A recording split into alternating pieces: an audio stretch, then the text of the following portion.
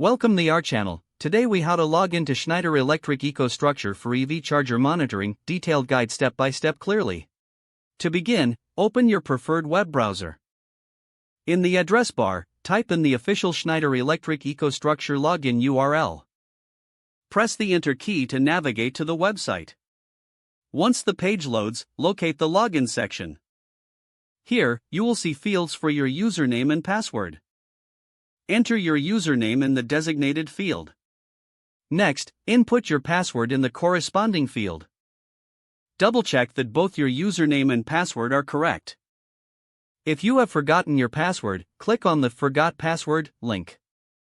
Follow the prompts to reset your password as needed. Once you have entered your login credentials, find the Login button. Click on the Login button to proceed.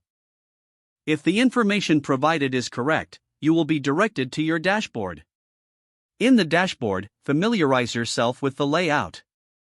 Locate the EV charger monitoring section within the dashboard. Click on this section to access detailed information on your chargers.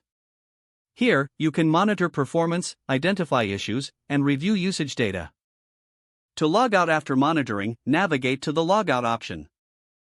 Click on the Logout button to ensure your session is securely closed. Now you are prepared to log into Schneider Electric EcoStruxure for EV charger monitoring. If the page does not load, refresh the browser or try again in a private or incognito window.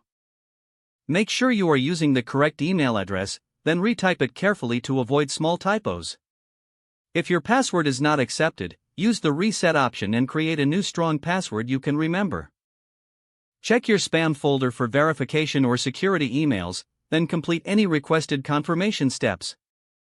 Enable two-factor authentication if available to improve account security and reduce unauthorized access risk. After signing in, review your profile details so your contact information and settings are accurate and current. If you see an error message, note it down and try again after restarting your device and internet connection. Log out when you finish, especially on shared devices, to keep your account and payment information secure. Don't forget to like this video and subscribe to our channel for more step-by-step tech guides.